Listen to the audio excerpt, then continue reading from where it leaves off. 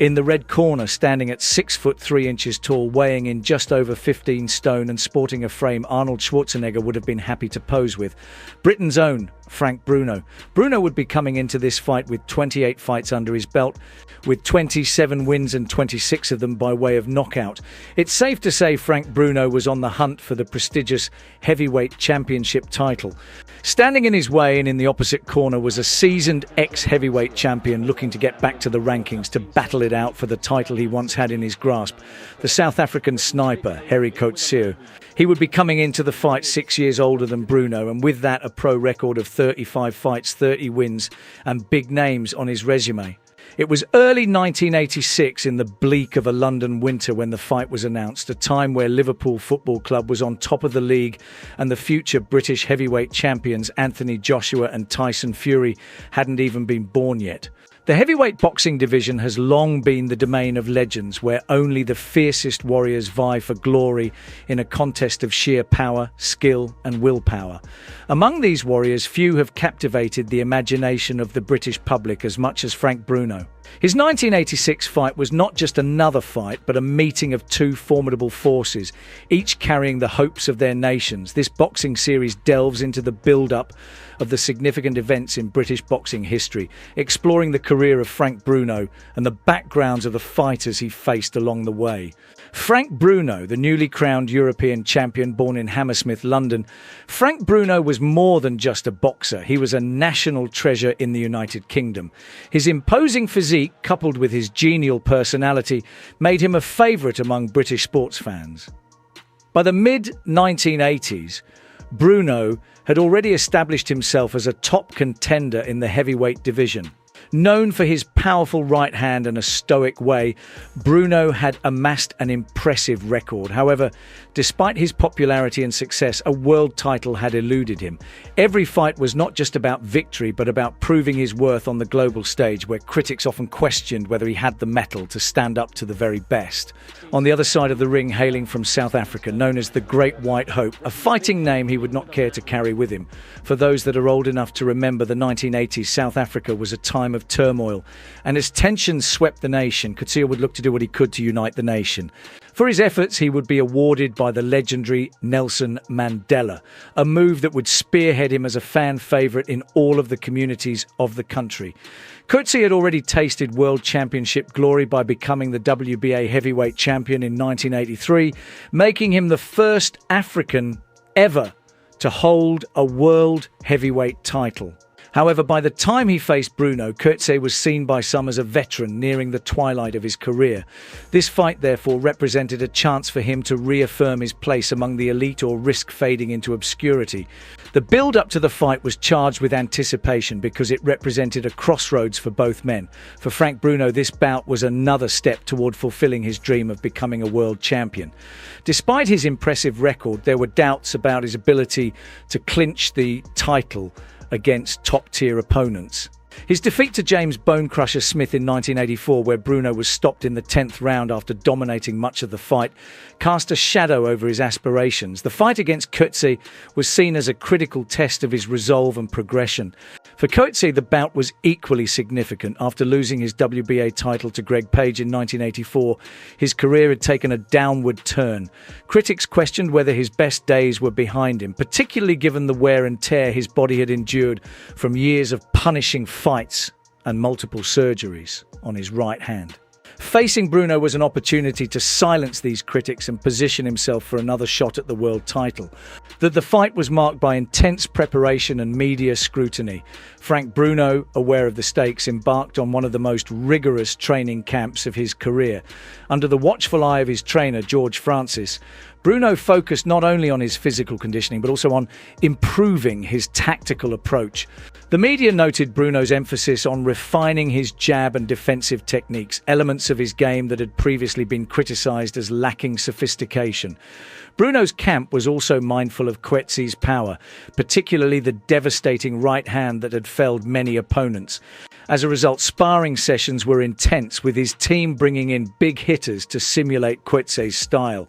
Coetzee, on the other hand, trained with a sense of urgency. Having suffered multiple hand injuries in his career, he knew his right hand could either be his greatest weapon or his Achilles heel.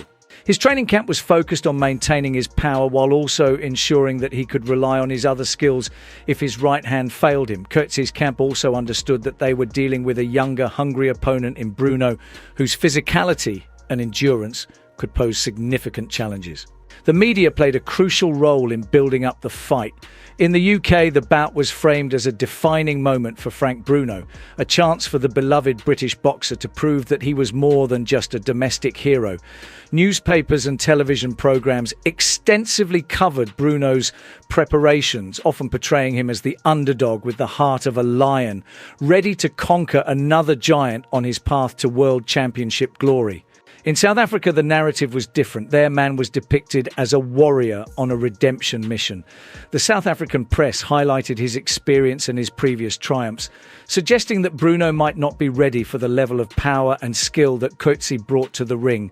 The fight also had a broader significance in South Africa, where Coetzee was more than just a boxer. He was a symbol of national pride, particularly in a country still deeply divided along racial lines. As stated, he would do what he could in bringing the communities together over sport. His nickname was pushed in certain press to rally the community, but he much preferred the Boksburg Bomber in reference to his working-class hometown near Johannesburg. Coetzee's first professional fight was in 1974, and he often fought against fighters of colour in South Africa in front of racially mixed crowds. He appointed a South African man of Indian heritage to be his media spokesman, which also angered the government. Not long before the fight, Coetzee agreed to train a young fighter of a different race and invited him to stay with him in defiance of strict apartheid laws at the time that outlawed the two communities mixing. Police searched Coetzee's home and issued him with a court summons because of it. Coetzee said he ignored the summons and legally adopted the boy whose parents had died, cementing him as a true figure of unification in such troubled times of his homeland. Fight night, Wembley Arena, a venue that Bruno would call home. Fighting there, or the Royal Albert Hall, pretty much his whole career. His visitor for the evening, Gerrie Coatzee, it would be his first time fighting in the UK. And the 10,000 strong crowd would let him know that their Frank was the home favourite. We joined the fight right at the get-go. Would Frank put on another hard-hitting knockout, or would the big South African be a step too far?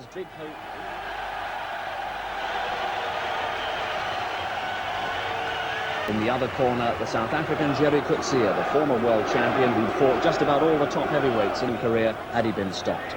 Bruno at 16 stone 3, Coetzee at 16 stone 9, who desperately wanted to be world champion again and had prepared in very determined. One fight away from a world title challenge, 3 months intense preparation. He was in ideal condition here. The final eliminator for the WBA Heavyweight Championship of the World. So Bruno on trial tonight, and people packed into this Wembley arena, knowing that one punch from either side could end this dramatically. What a welcome Bruno got tonight. The biggest reception from Gerrie Coetzee, the former heavyweight champion of the world. One match he's ever had in his life as he came to the ring to face this giant Southern, looking for the comeback road, the other man looking for the glory. One fight, perhaps only one punch that comes with going for the big one.